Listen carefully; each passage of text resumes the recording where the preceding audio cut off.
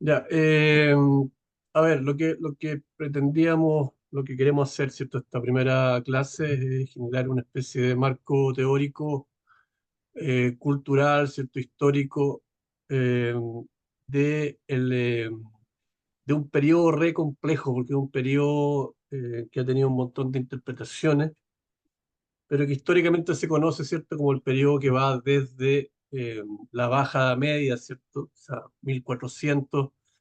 eh, Pasando por el Renacimiento, que son un par de siglos ahí, ¿cierto? El 400 y el 500, ¿cierto? Hasta 1600, donde se plantea el inicio, ¿cierto? De la modernidad. Ahora, seguramente van a encontrar en un montón de libros distintas posiciones, ¿cierto? Con respecto al concepto de modernidad y incluso cuándo empieza, cuándo termina, que sí. Para algunos no ha terminado nunca, ¿cierto? Para algunos a mitad del siglo XX ya se convierte en posmodernidad, ¿cierto?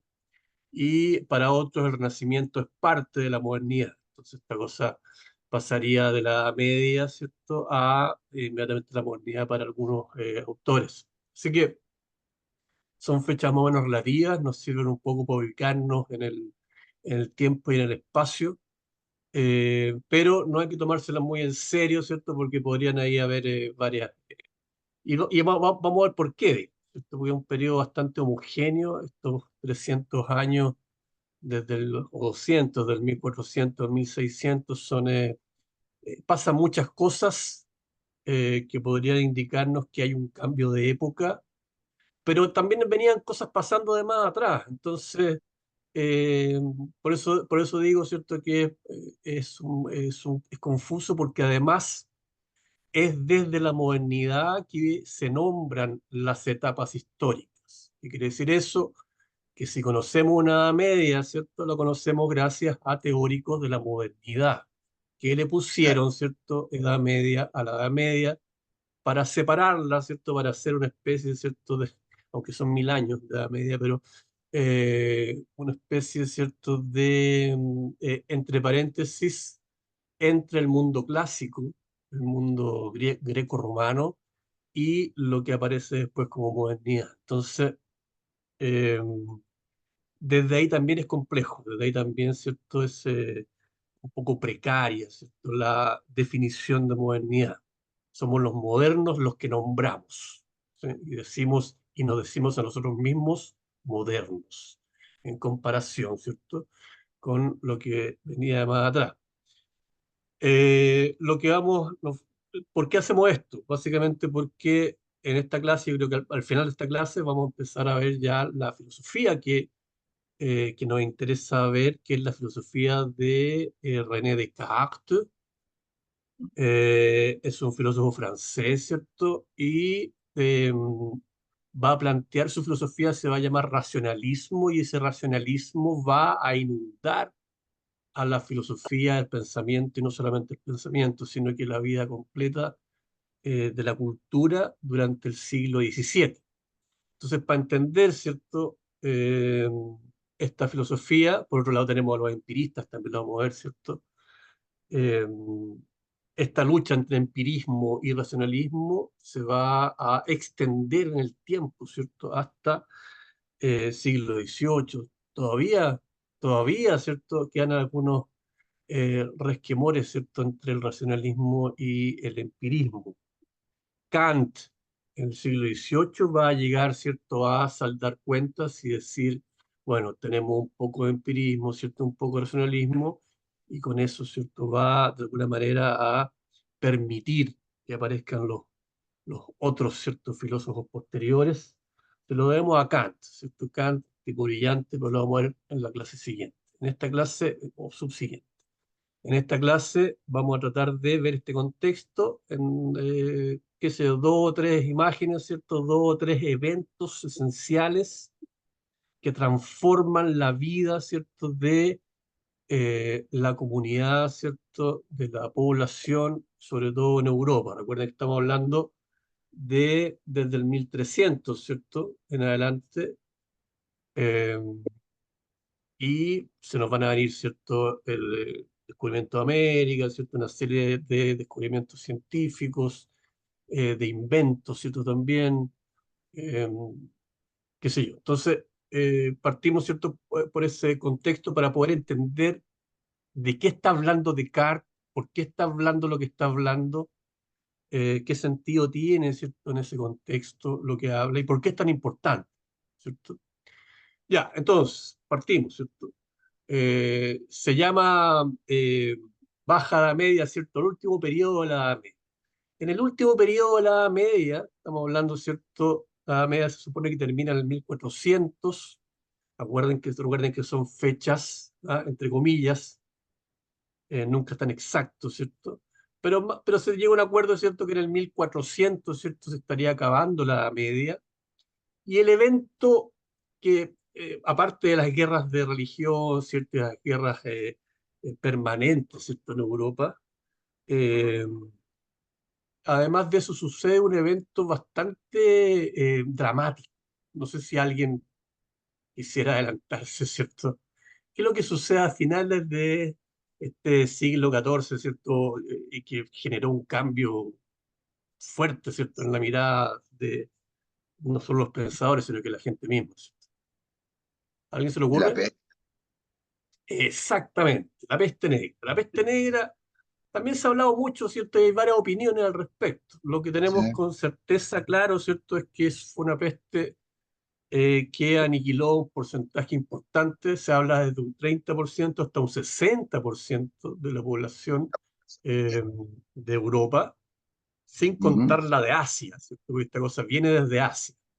Entonces, sin contar lo de Asia, que hay registros incluso en la India, ¿cierto? Del mismo periodo, con esta peste, que entonces la cifra aumenta mucho más, ¿cierto? Pero con un 30 o un 40% estamos hablando de 20, 30 millones, quizás un poco más, de personas que mueren en Europa, en algunos sectores. ¿Ah? Eso es interesante, porque uno piensa que esta cosa está, uno ve películas, ¿cierto? Donde está como esparcida por toda Europa hasta el último rincón y la verdad es que no es así. Hay ciudades en las que la peste negra, ¿cierto? Entró con gran fuerza y mató a uno de cada dos personas, ¿cierto? Como Hamburg, ¿cierto? La zona del norte de Alemania fue muy, muy golpeada, ¿cierto? Lo mismo que Italia, ¿cierto? Pero zonas de Francia, ¿cierto? Más tiradas hacia Occidente, hacia el Atlántico, no fueron tan golpeadas. Entonces, tenemos una Alemania muy golpeada, un centro, la parte central de Europa muy golpeada. Eso provoca varias cosas re interesantes. Esta cosa sucede más o menos en oleadas, uno piensa que fue una sola vez, pero no. Fue desde el 1347, ¿cierto? Más o menos, hasta el 1356. Se está hablando de 100 años. Eh, o sea, perdón, 1400. Estamos hablando, ¿cierto?, de 100 años de oleadas cada vez más débiles. La más fuerte fue en 1347, la que devastó, ¿cierto?, Europa, y después vinieron oleadas pequeñas, ¿cierto?, durante los siguientes 100 años.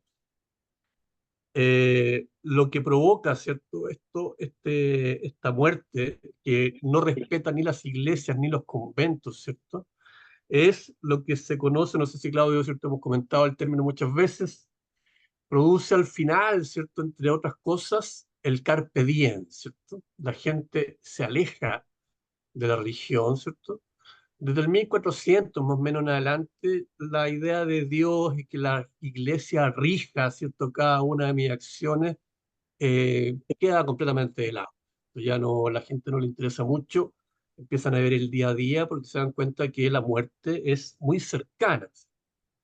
Me puede llegar siendo incluso un feligrés, ¿cierto? Con mucha simpatía, ¿cierto? Por Dios, muy correcto, me puede llegar la muerte igual. Por tanto, entre que Dios no existe, ¿cierto? Y entre que si Dios existe, bueno, da lo mismo, ¿cierto? Porque no te va a ayudar, por tanto hay que vivir la vida plenamente y aparece este carpe diem, ¿cierto? Que significa, ¿cierto? En latín, vivir, ¿cierto? El día, ¿cierto? Estar en el presente, ¿cierto? En el día. Eso hace cambiar, porque en el fondo la perspectiva, por el fondo la gente está enfocada, ¿cierto?, hacia la trascendencia, hacia el después, ¿cierto?, hacia el mañana. Y de repente ya no hay mañana, ¿cierto?, sino que hay solamente hoy día. Por tanto, la fiesta, que siempre hubo fiesta en la Edad Media, uno se imagina la Edad Media como un momento como oscuro, medio nebuloso, ¿cierto?, medio gris. La verdad es que no es así, en absoluto, es una visión de los modernos con respecto a la Edad Media. La Edad Media, ¿cierto?, es un momento bastante festivo. El control que puedan tener, ¿cierto?, los reyes o la iglesia era un control, entre comillas, ¿cierto? Tú te podías ir, ¿cierto?, al descampado, tú te podías ir al bosque, ¿cierto?, a cierto aquelarre personal, digamos, y no pasaba mucho. Entonces, estaban estos bares, ¿cierto?, estas tabernas, ¿cierto?, donde la gente se emborrachaba, que hacía licor de todo, con lo que se podía hacer. Entonces, era, digamos, muy, gente, ¿cierto? No solamente la gente del pueblo, sino que los cortesanos, ¿cierto? Los nobles, los reyes, ¿cierto? Fue una especie de fiesta permanente, ¿sí? Que comienza obviamente a encuadrarse una vez que sucede esto, en primer lugar. Y el otro evento interesante, ¿cierto?, que sucede ya un poquito más adelante, es la primera revolución industrial. O sea, que hay dos, ¿cierto? Una mucho más adelante, en el siglo XVIII, siglo XVII, ¿cierto? Más o menos, XVIII, sí, y una, ¿cierto?, que es ahora. ¿Y por qué? ¿Por qué sucede, por qué estas cosas suceden al mismo tiempo? Básicamente porque ante la falta de mano de obra, por esta cantidad de muertos, ¿cierto?, había que ingeniárselas para que el campo siguiera produciendo, ¿cierto? Para que las fábricas, recuerden que ya en el siglo siguiente, ¿cierto?, ya hay fábricas, sobre todo relacionadas con las telas, ¿cierto? Con la lana, eh, y por tanto necesitamos instrumentos, inventos, y se pone toda la gente a inventar cosas, ¿cierto? El arado, ¿cierto? Aparece una serie de maquinarias muy precarias, ¿cierto? Con el agua, ¿cierto? Con molinos de agua, ¿cierto? Que llevan el agua de un lugar a otro, ¿cierto? La minería crece con eso, etcétera. Hay una explosión de invenciones, ¿sí?, que generan una especie de revolución, ¿cierto? Además, hay algo que sobró cuando la gente se murió. Lo leí, ¿cierto?, en un libro fantástico de Polanyi, ¿cierto?, que es un economista. Eh, el tipo plantea que lo que sobra una vez que la gente se muere, cuando se mueren, ¿cierto?, 20 millones de personas, ¿cierto? Qué es lo que queda ahí? A alguien se le ocurre, ¿no? Es súper básico, digamos, pero interesante. ¿Qué es lo que queda cuando la gente se muere? No en el cuerpo, sino que qué es lo que queda en la casa de ellos. No era el cuerpo.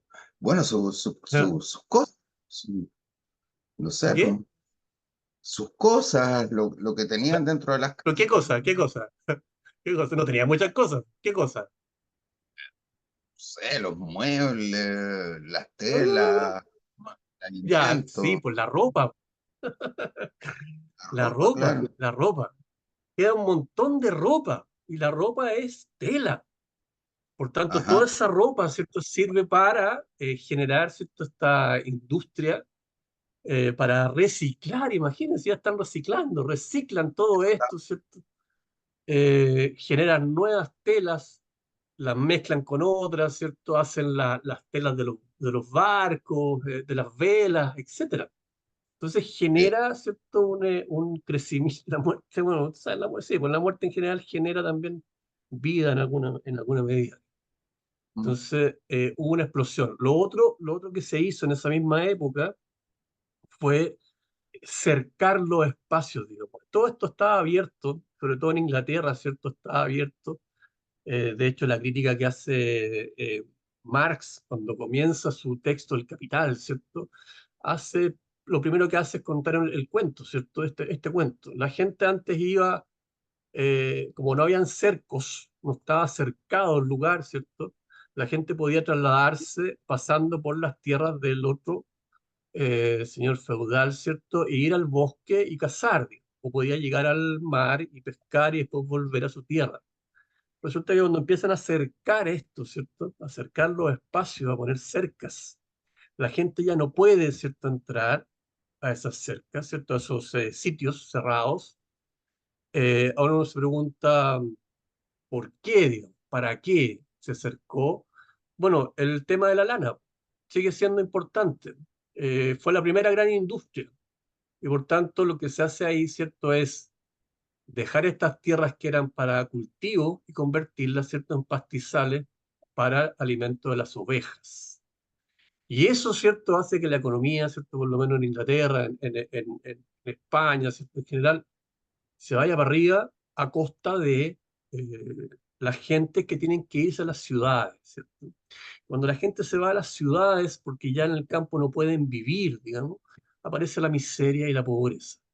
Se les comentaba yo, ¿cierto? Este mismo Polanyi, ¿cierto? Cal Polanyi, el tipo plantea la idea de que el concepto de pobreza, ¿cierto?, que entendemos nosotros hasta el día de hoy, surge de la ciudad, surge de esta huida de la gente, ¿cierto?, desde el campo, donde ya no pueden estar porque son echados, las casas son echadas abajo, ¿cierto? Ya no hay inquilinos, ya no pagas tu impuesto y te pones tu casa, no, ya no se hace eso, sino que es para las ovejas, no es para ti. Así que tu casa para abajo y tú tienes que irte, ¿cierto?, a la ciudad. Y ahí aparece, ¿cierto?, el concepto de pobre, ¿cierto?, de pobreza como lo entendemos.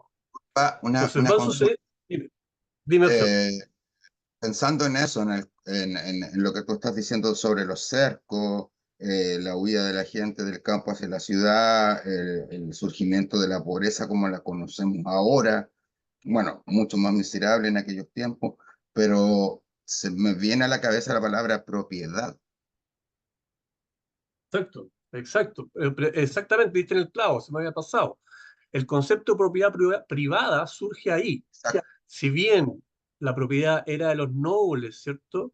Se entendía que el inquilino o el que vivía, ¿cierto?, ahí, que trabajaba para el noble finalmente, pagando impuestos o trabajando directamente, era dueño de ese pedacito de tierra. ¿Ah? Y de repente el dueño, el noble, cambia, ¿cierto?, el concepto una vez que parte de este capitalismo muy precario, muy inicial, ¿cierto? Muy débil, pero ya toma fuerza, ¿cierto? A los pocos, en 50 años, ¿cierto? Ya somos todos capitalistas de nuevo. O sea, de Mm, nuevo no, sino que ya somos todos capitalistas, ¿no? claro. Eh, Efectivamente, el concepto de propiedad privada, ¿cierto? Es un concepto re interesante que lo vamos a ver cuando veamos a John Locke, que es un Ajá. empirista, el empirista inglés, ¿cierto? John Locke fue el que introduce, ¿cierto? En la misma época, estamos hablando de 1600, ¿cierto? Ya, siglo XVII, pasadito, ¿cierto? Pero este gallo está viviendo en el siglo anterior, digamos, eh, John Locke. Entonces John Locke plantea la siguiente idea, al tiro Claudio, para cerrar la idea. Lo que plantea John Locke, ¿cierto?, con respecto a la propiedad privada, es que la propiedad privada impide, ¿cierto?, que el rey se inmiscuya en mis asuntos.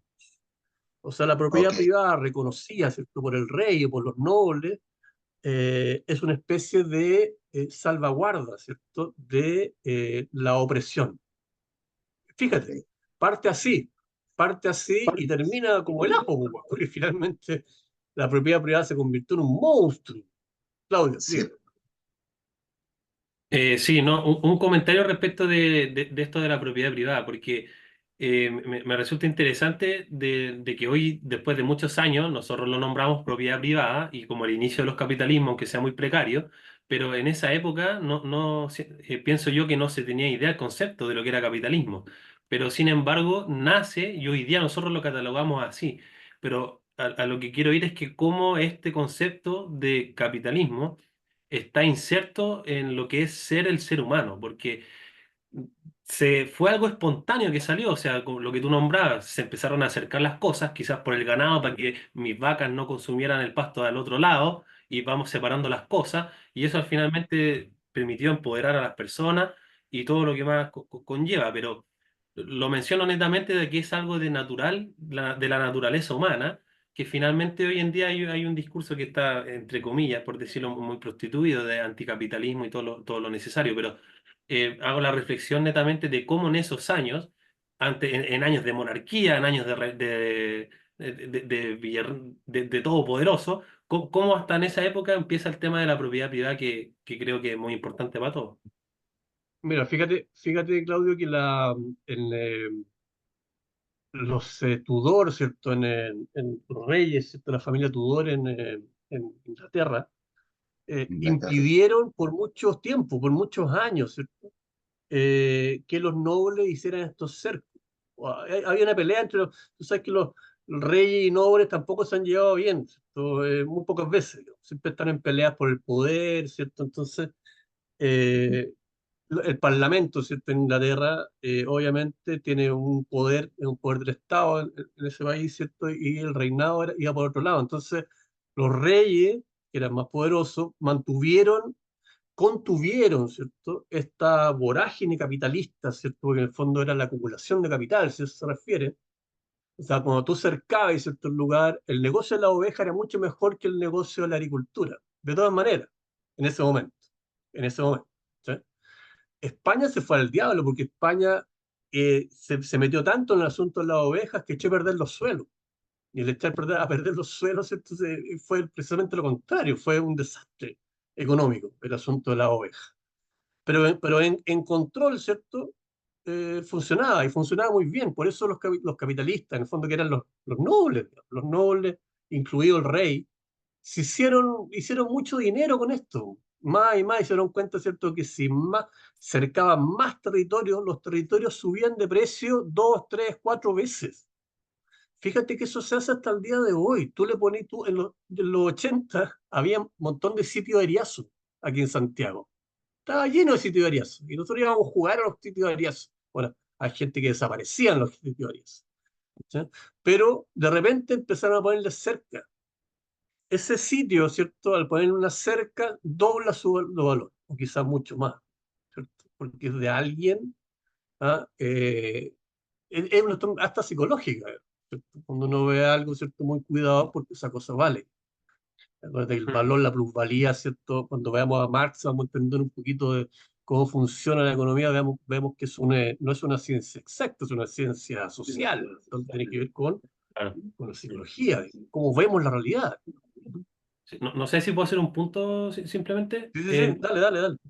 Em, netamente yo tengo una pequeña discrepancia porque yo pienso que el capitalismo o el tema de la propiedad privada, lo que tú mencionabas de, no sé, el rey que tenía el dueño de la propiedad, yo diría que no es capitalismo porque cuando el rey decía esto es dueño, todo esto es mío, ellos eran la monarquía, eran el poder del Estado, eran el poder de las leyes, eran el poder de que él era el esclavo. Entonces, después cuando renació de esto, de todo de la gente pobre, incluso tiempo después cuando a María Antonieta la decapitaron en la plaza, ¿cierto? Cuando la gente se cansó de todos estos abusos de la realeza, de ahí viene lo que es la propiedad privada, pero de las personas, porque yo creo que la ambición de todo ser humano es tener lo propio, es tener lo propio, cada uno quiere tener lo suyo y que sea suyo, ¿no es cierto? Bueno, sí, por eso lo que te planteaba lo de Locke, ¿cierto? Porque Locke le encuentra una salida, ¿cierto?, a esta necesidad,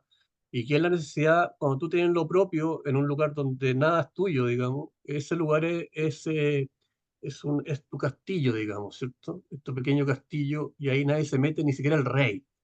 De hecho, todavía la legislación apunta para ese lado. Tú puedes, ¿cierto? No sé, pues, onda, si tú matas a un ladrón, ¿cierto?, en la calle, mejor mételo a tu casa. Porque en tu casa, ¿cierto? Tú podías hasta matar. Puedes defenderte del que está fuera. Es tu casa. Sí, Entonces, eso lo plantea Locke, ¿cierto? Súper claro. En el mismo lugar, porque en el fondo Locke lo que está haciendo es, y lo que hace Marx mucho después, digamos, es teorizar con respecto a lo que ya había pasado y cómo había surgido esto. Entonces, la idea que tenemos nosotros con respecto al capitalismo están ya embadurnadas, ¿cierto?, de varias personas que eh, reconocieron el fenómeno y teorizaron al respecto, ¿cachai? De cómo surge, como tú dices, esta necesidad humana, ¿cierto?, de tener lo propio. Y eso viene de mucho más atrás y viene, ¿cierto?, del cristianismo.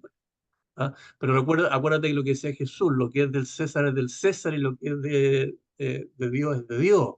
Ahí tenéis las dos ciudades, ¿cierto?, de San Agustín, la ciudad de los hombres y la ciudad del cielo, la ciudad de Dios. ¿Cierto? Y ahí comienza, ¿cierto?, a fusionarse y aparecen, y ahí está el freno. Por el fondo, durante la Edad Media hubo un freno. la gente se encerró en los castillos, ¿cierto? En los burgos.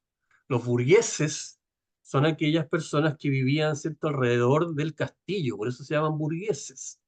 De hecho, hay ciudades todavía que tienen, ¿cierto? Hamburgo, ¿cierto? Estrasburgo, hay un montón de ciudades que eran castillos gigantes, ¿no?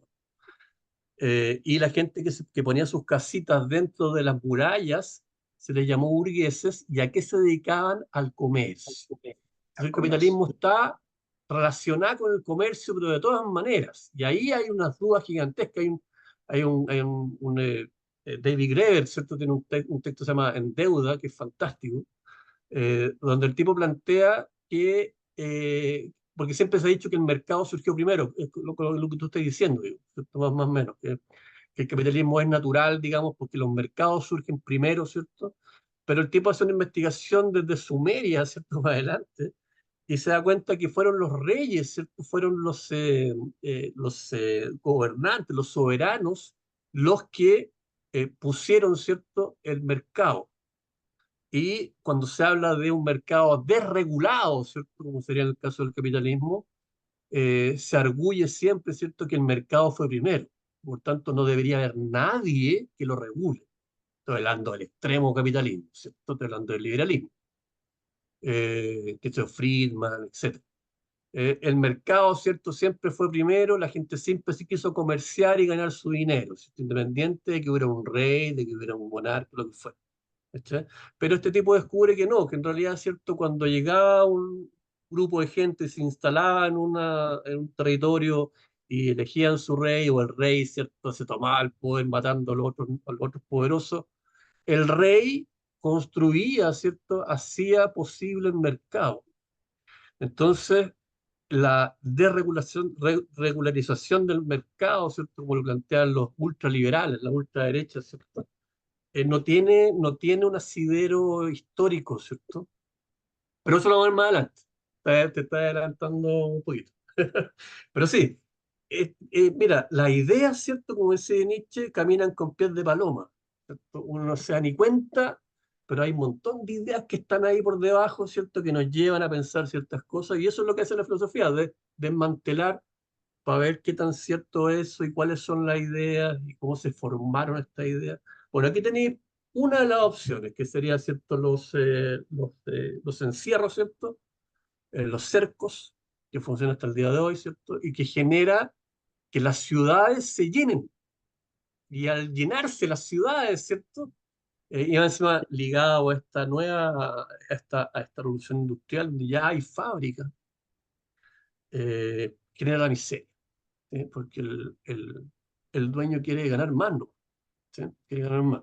Y eso es interesante, porque quizá eso siempre ha estado, a lo mejor eso siempre ha estado en la naturaleza, ¿cierto? El que tiene un poco quiere ganar más, más y más y más, ¿cierto? No importa si pasó por encima de esta gente, digamos, que nunca tampoco fueron vistos muy, era gente, ¿no?, que estaba ahí, ¿cierto? Gente cañón, la gente que llama para la guerra, para la cruzada.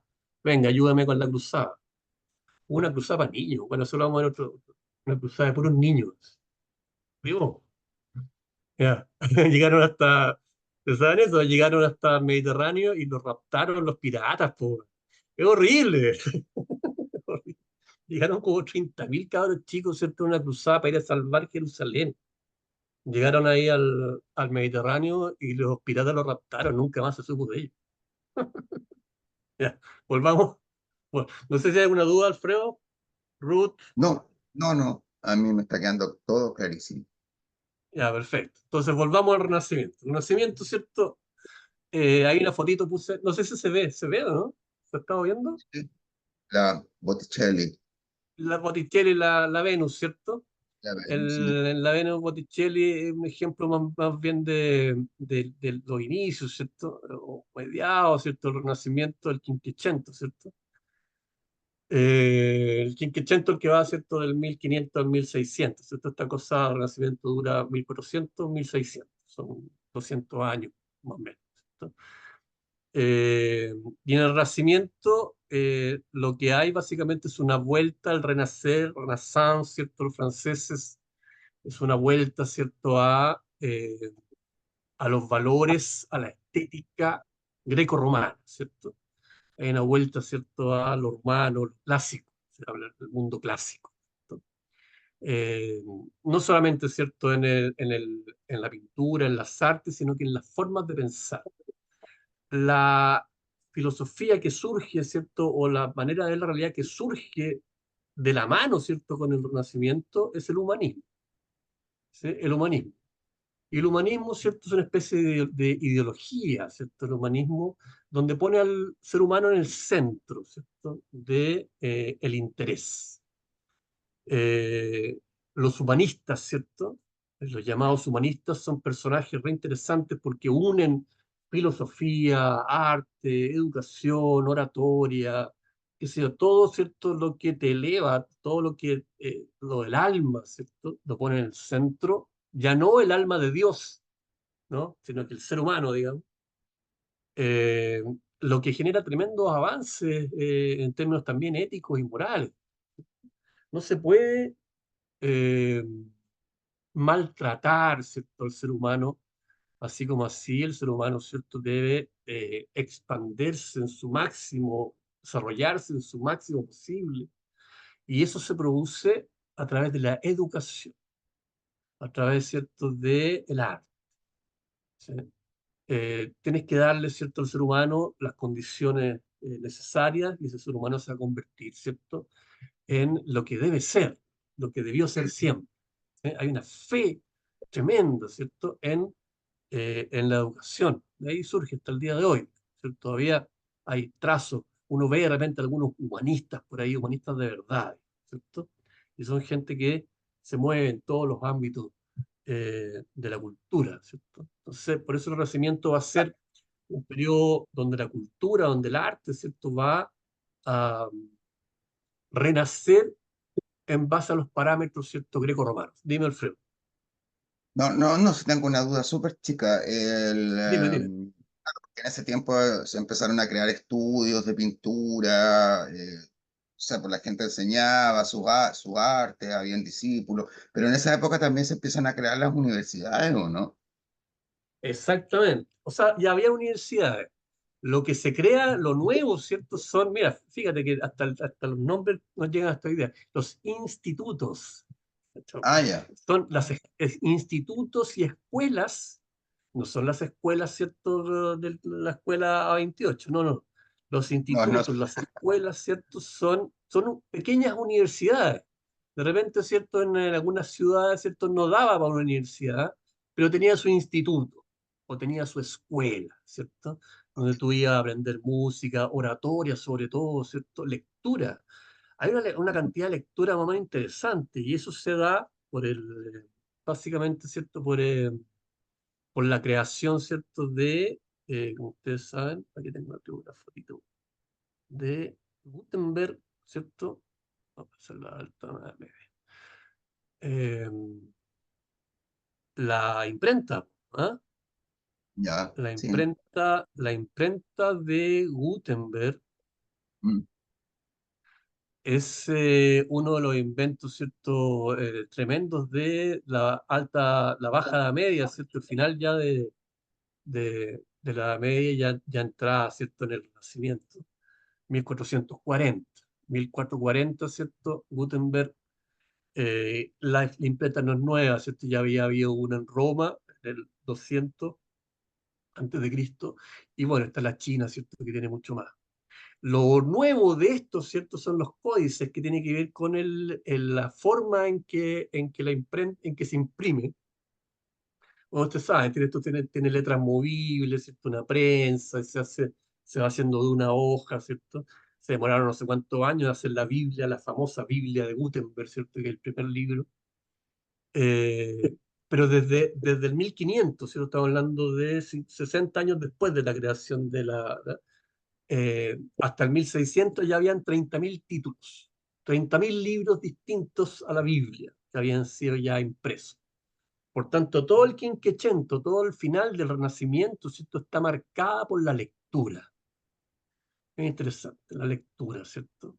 Y la lectura va de la mano, ¿cierto? Con la traducción. O sea, tú podías acceder tanto a la Biblia como, ¿cierto?, a otros textos de filósofos antiguos, digamos, no tan antiguos en el tiempo, sino que eh, estamos hablando, ¿cierto?, de un Petrarca, ¿cierto?, que tenía 100 años atrás, digamos, Dante, etcétera, hasta los clásicos, ¿cierto?, Horacio, qué sé yo, de los romanos. Entonces, 30.000 títulos en 50 años, tomando en cuenta que se demoraron un montón de meses, ¿cierto?, en hacer un librito.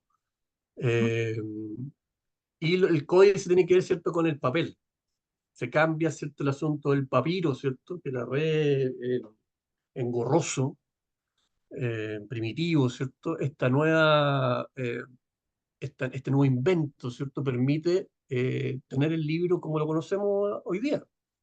¿Sí? Es súper interesante, porque básicamente se sigue imprimiendo, bueno, ahora es digital, ¿ah? Ahora es digital. Pero, eh, pero esta cosa duró siglo XX, ¿cierto? La manera de... Y el papel, la forma libro, a eso me refiero. La forma libro surge, ¿cierto?, de este invento, ¿cierto?, de Gutenberg, 1440. Eso, por otro lado, abre a que la gente tenga más acceso al conocimiento, por eso aparecen los institutos, como te decía Alfredo, aparecen las escuelas, ¿cierto? Y cada una de estas escuelas o este instituto, ¿cierto?, eh, que son como pequeñas universidades, aparte de las ya de las grandes, eh, permiten el acceso, ¿cierto?, a todo, a cualquier persona que quiera, ¿cierto? Ahora, evidentemente, tenía que tener tiempo. O sea, el ocio sigue siendo, ¿cierto?, un elemento importante y, por tanto, la gente que se eh, entraba en estos institutos, en estas escuelas, ¿cierto?, la gente eran nobles, digamos, o burgueses, a esta altura ya son burgueses que tenían el dinero suficiente para imprimirse un poquito de cultura, ¿cierto? Así que esta cosa, el conocimiento explota, ¿cierto?, por todos lados. No hay quien lo detenga. Y tratan de detenerlo, obviamente, ¿cierto? De todas las autoridades, la iglesia. Estas cosas son golpes en la quijada, ¿cierto?, a la iglesia. Este invento permitió, ¿cierto?, que ya el cura no tuviera la única Biblia, sino que yo tengo la Biblia en mi casa. Y Claro. el otro personaje, ¿cierto?, que aprovecha esta situación, ¿cierto? ¿Alguien quiere decir algo? Porque estoy hablando mucho.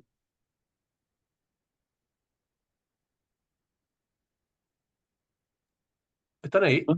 Yo por lo menos todo clarito, estoy atento escuchando. Yo Ya. también. Cualquier duda, me detienen nomás, ¿eh? Y seguimos. Ok. Eh, ya, ahí está. ¿Quién es este gallo? ¿Alguien lo reconoce, no? Ah, Galileo. No. Pancho Malo. Al Pancho Malo, claro. No, no. No, este gallo Gali- es Martín Lutero. Martín Lutero, eso. Lutero, Eso iba a decir. claro. Ya, Martín sí. Lutero, con sus 95 tesis, ¿cierto? Puestas ahí. eh, la reforma. La reforma, sí. La reforma es el otro golpe que le llega a cierta iglesia y que es permitido por esta explosión del conocimiento, esta lectura, ¿cierto?, en mi casa de la Biblia, la traducción, porque el latín lo manejaba muy poca gente, por tanto, si me traducen a mi alemán, a mi francés, a mi español, yo tengo más acceso aún.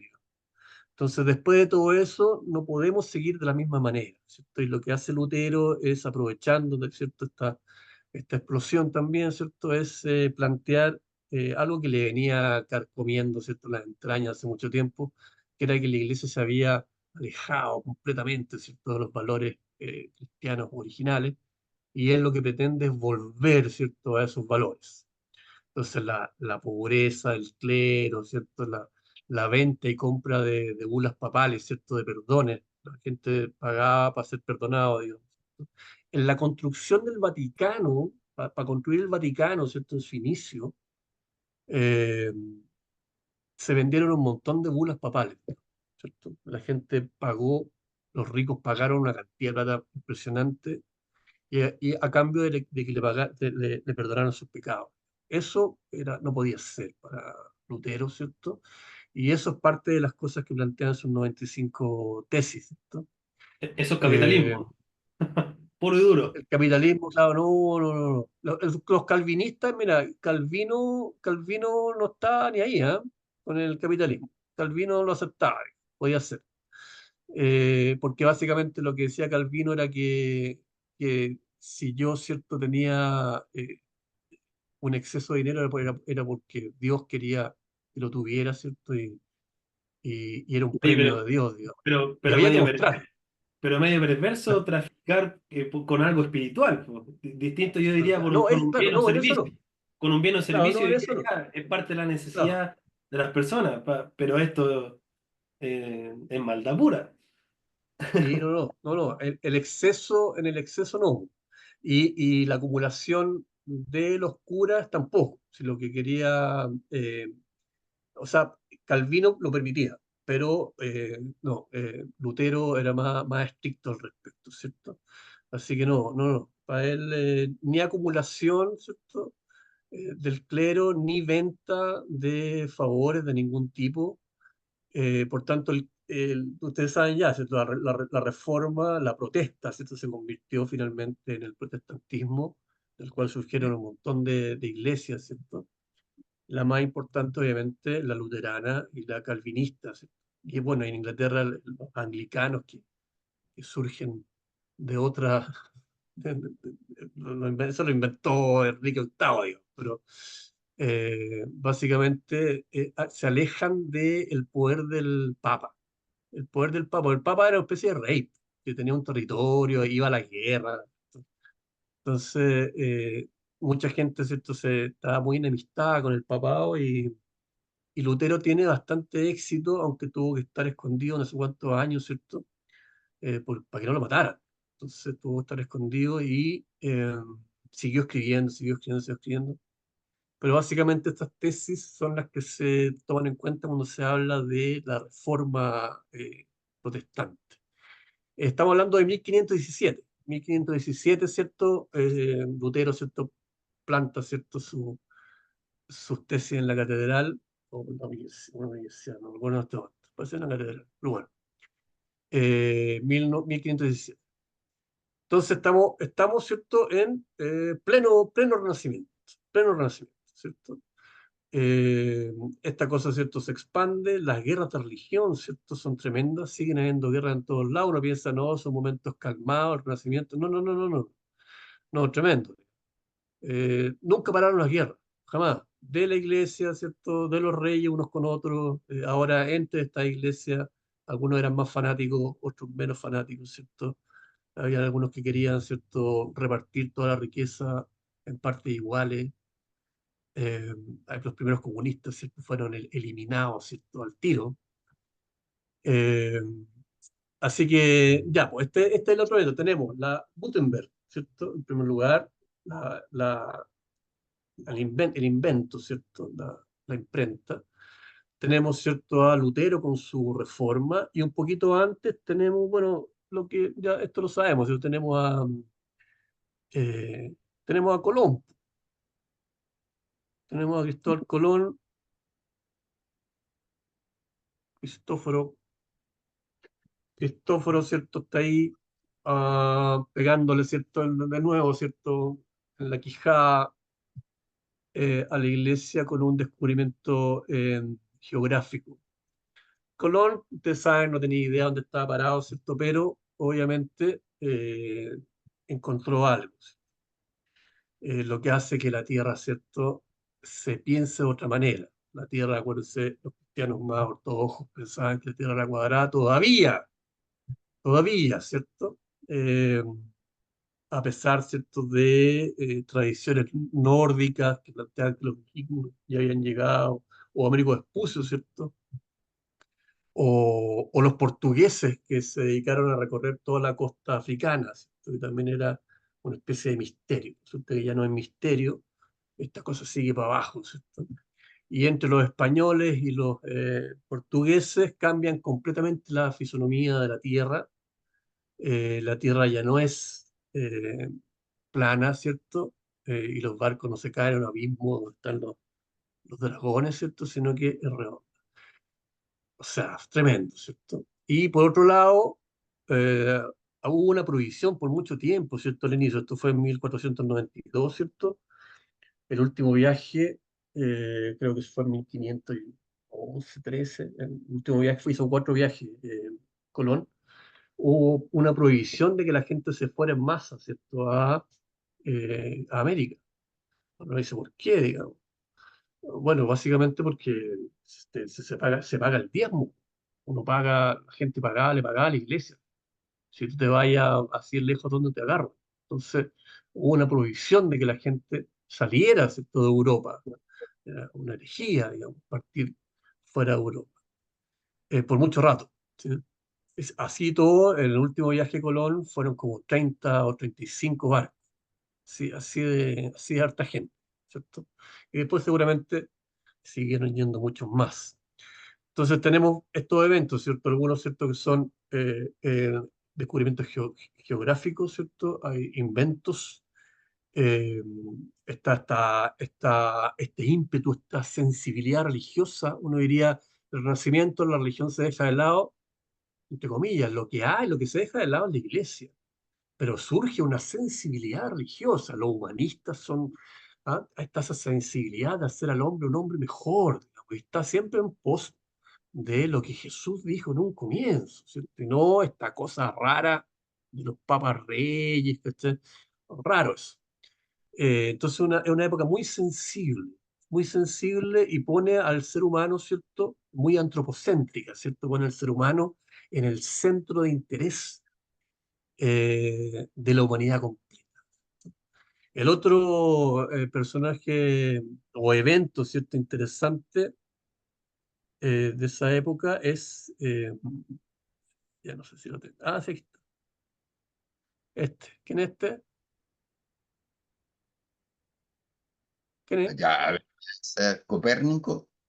Excelente. Claro. Sí, pues, todos se parecen, ¿ah? Como que se parece a Lutero, se parece a Tomás Moro. No, claro, Lutero, o sea, perdón, Martín Copérnico. Copérnico. Perdón, Nicolás. Martín Nicolás Lutero. Copérnico. Sí. Nicolás Copérnico. Ah, sí, por el cambio ya. Eh, ¿A dónde va? bueno, Copérnico, bueno, eso se sabe, por la teoría heliocéntrica, el tipo era un tipo bastante vivo, ¿cierto? Esta cosa la hizo, este era arquitecto, ¿ah? O sea, se dedicaba, no sé si existían, no me he dedicado a investigar, no sé si existía la profesión de arquitectura, ¿cierto? Pero el tipo se dedicaba a construir, qué sé yo. Y en sus tiempos libres observaba el cielo, ¿cierto? Y leía mucho de astronomía. Esta teoría, ¿cierto?, en la cual él plantea de que el Sol, ¿cierto?, Eh, no está girando alrededor de la Tierra, sino que es al revés. La Tierra, ¿cierto?, gira alrededor del Sol, sería helio, Sol, ¿cierto? Eh, la escribió en 1532, pero la publicó en 1547 a 2 pasos de morirse, porque se murió hace años.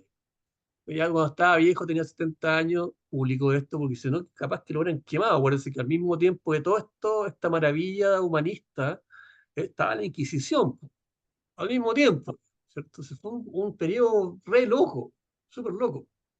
Estaban los inquisidores, ¿cierto? Sobre todo los dominicos.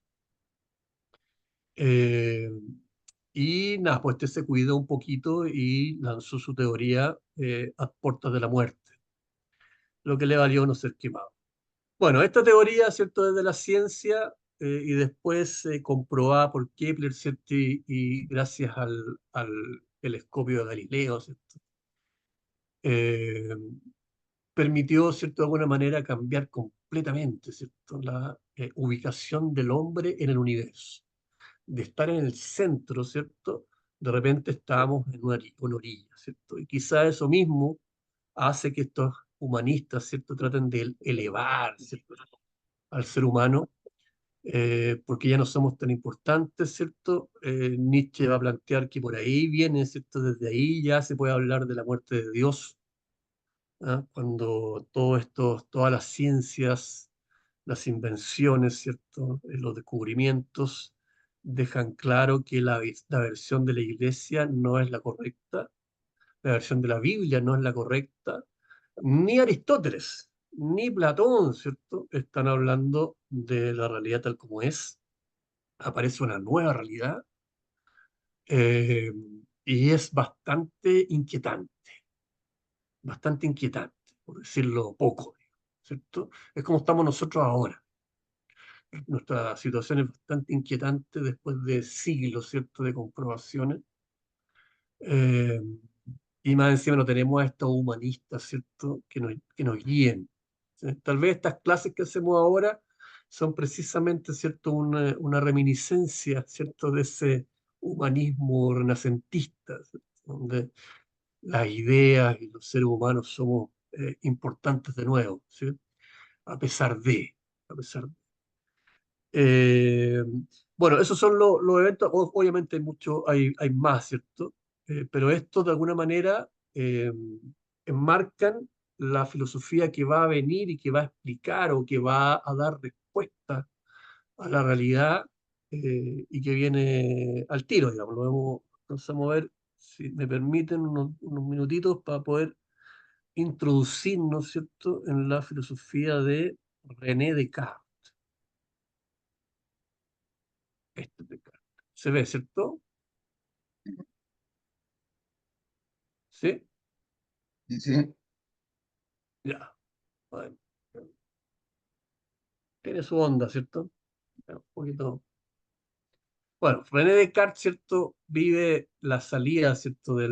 Nace en 1596 y muere en 1650. El tipo muere eh, a los 56 años, ¿cierto? 54 años.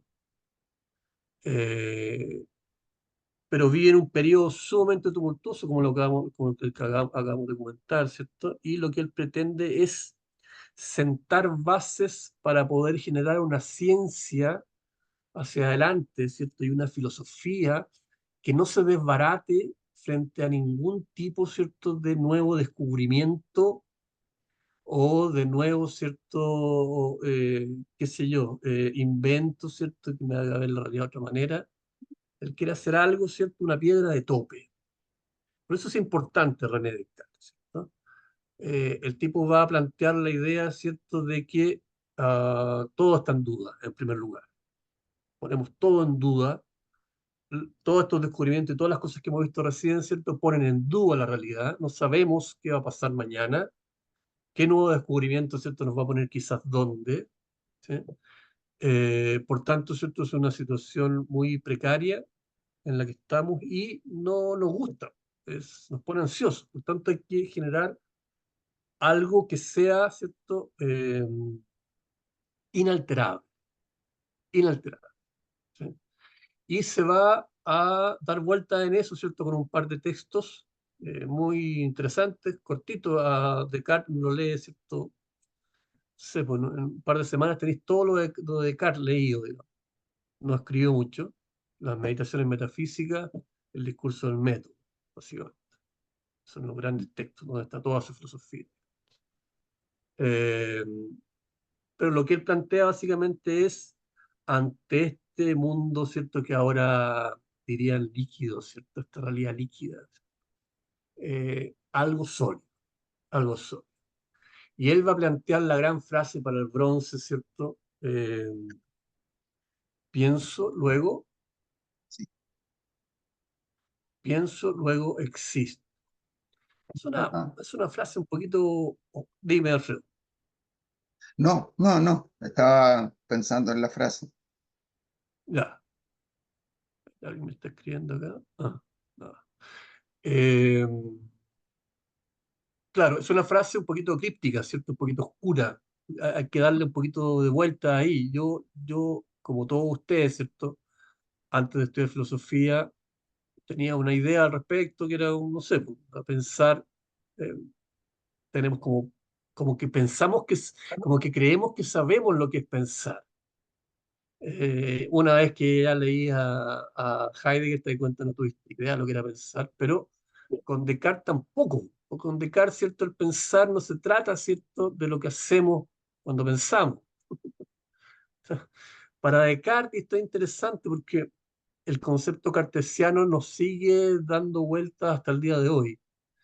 la dualidad cartesiana, sujeto-objeto, ¿cierto?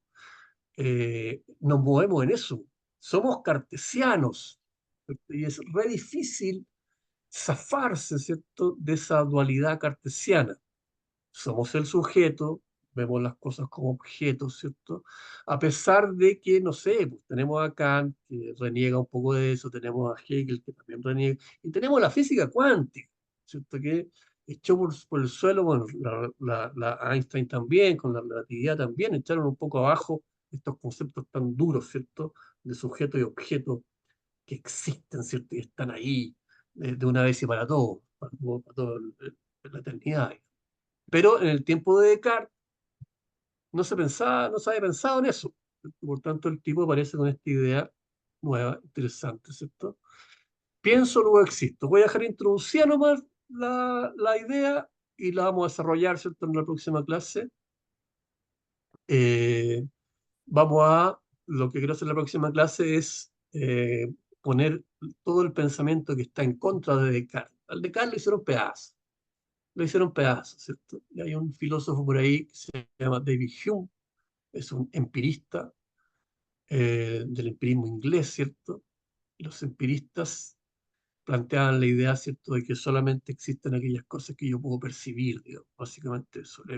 El empirismo es lo que está frente a mí, ¿cierto? Lo empírico es lo que está frente a mí. Si no está frente a mí, no existe. Bueno, para Descartes, no, Descartes, ¿cierto?, es racionalista, es el racionalismo, esa es su filosofía.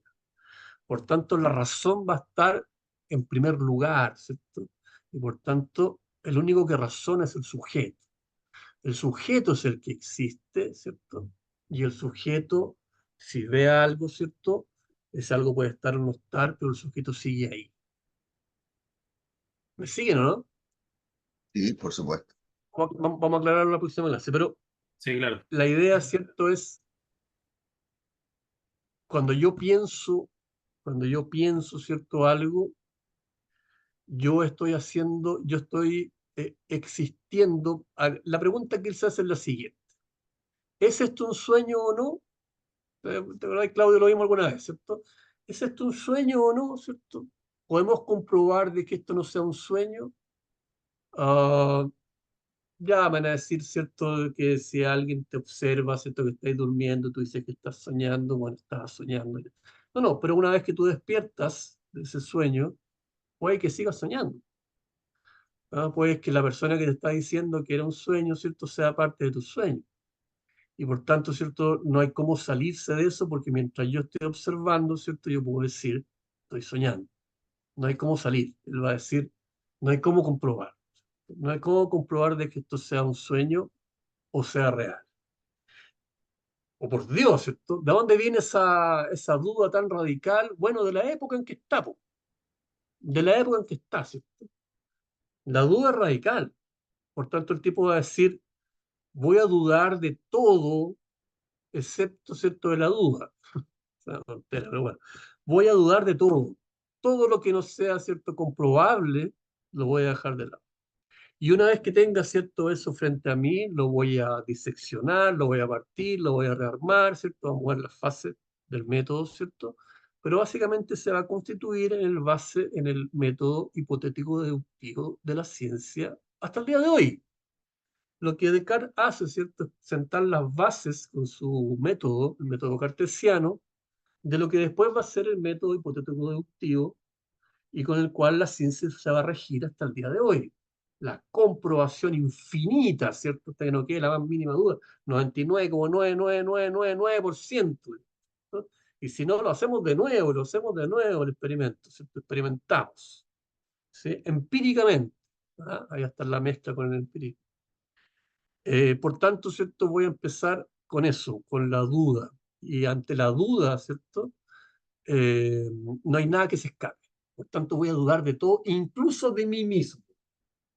Por tanto, soy un sueño, soy parte del sueño, incluso alguien me está soñando. Son preguntas que son de difícil respuesta.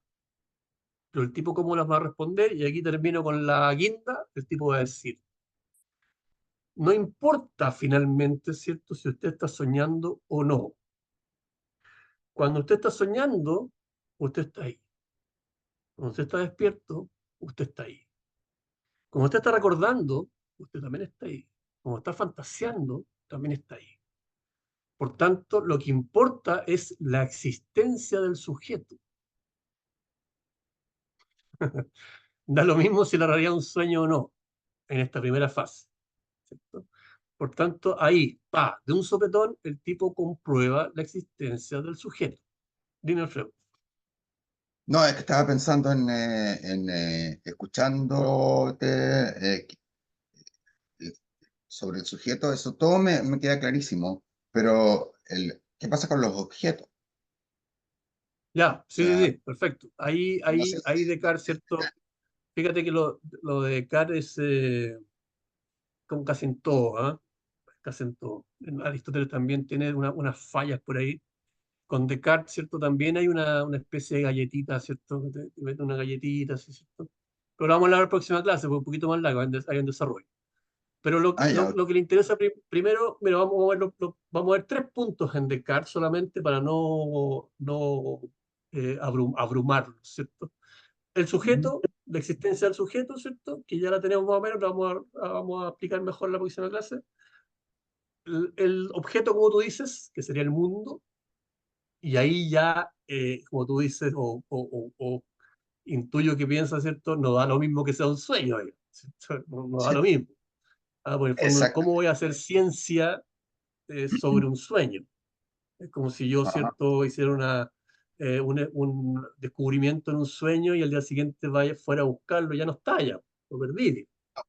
No, ujú, tiene que ser real, ¿cierto? Tiene que ser real. Entonces, vamos a ver, tenemos esto, es el sujeto, tenemos el objeto y la relación que hay entre ellos. Entonces, el tipo se va a mover en esos 3 momentos, ¿cierto? Sujeto, objeto y la relación posible que hay entre esos 2 elementos, ¿cierto? Eso lo va a solucionar bastante bien y eso va a permitir, ¿cierto?, que esta filosofía del racionalismo, ¿cierto?, se expanda, ¿cierto?, hasta el día de hoy, pero sobre todo en su época, porque va a ordenar el desorden que hay, va a separar, ¿cierto?, la ciencia de la metafísica, va a separar la ciencia de la religión, ¿cierto? Va a dejar todo eso que nos compró, el tema de Dios lo va a dejar fuera, chao, ¿cierto? Aunque no se puede completamente porque si no lo queman, ¿sí? ¿No? Por tanto, por eso digo que va a meter una galletita ahí por mientras, y yo claro, intuyo, y otros autores, que en realidad le importa nada, ¿cierto? Porque le sirve para poder hacer ciencia, que es lo que él quiere hacer, perfecto. básicamente eso. Entonces, próxima clase vamos a cerrar con Descartes y vamos a ver a los empiristas, ¿cierto? David Hume, John Locke, ¿cierto? Que hablábamos recién sobre la política, ese tipo que se metieron en todo, ¿ah? En todos los ámbitos. Cerremos, no sé si hay alguna pregunta para ir cerrando.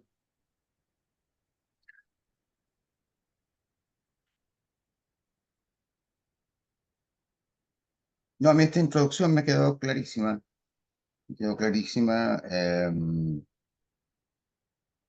Sí, pues bueno, salieron cosas y me despejé algunas dudas y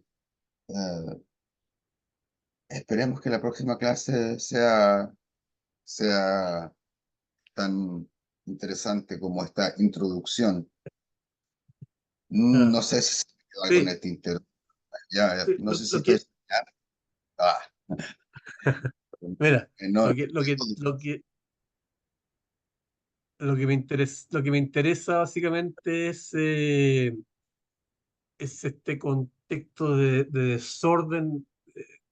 El Renacimiento, ¿cierto? Uno tiene una idea, ¿cierto? El Renacimiento es un momento culmine, ¿cierto? De la cultura, pero al mismo tiempo están pasando otras cosas. Es un momento bastante inestable.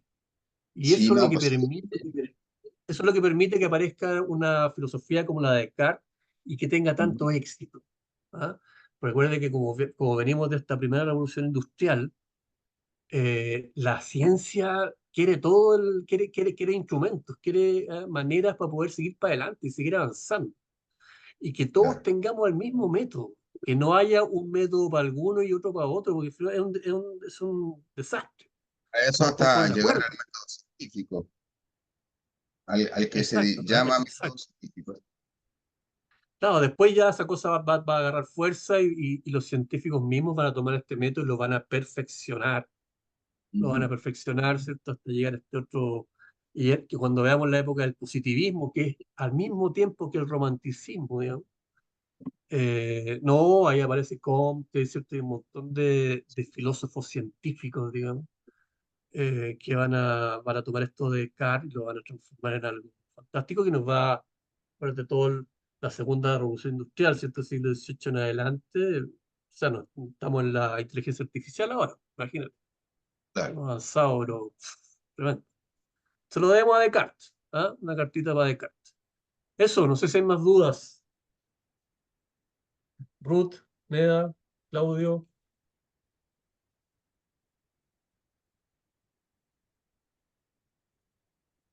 ¿no? ¿Todo bien? Ya, pues. Entonces, próxima clase, Descartes, racionalismo, Todo empirismo. Y ahí perfecto. hacemos los cruces ahí entre estas dos grandes filosofías de este par de siglos, digamos. El empirismo ya se pasa ya para el siglo siguiente, pero va a ser interesante. ¿Mm? Ok. Ya, pues. Bueno, muchas gracias. Gracias a todos. Gracias a ustedes por asistir. Nos estamos Gracias, viendo Chao. luego. Víctor, fantástico, me encantó. Ok. Chao, chao. Sí, me quedó súper claro que ese fue el inicio del caos ahí, después que a la escoba con el Claro, así como que Claro. despiertan así, es- como cuando no, toca no, la no, varita mágica, así, genial. un periodo súper, súper caótico, súper caótico. Sí, sí, sí, de todas maneras. Así, uy, va a seguir siéndolo, ¿ah? Va un rato más. Sí, sí. Ya, nos vemos. Esperemos que estén bien. Gracias, Chao, Neda. chao. Chao.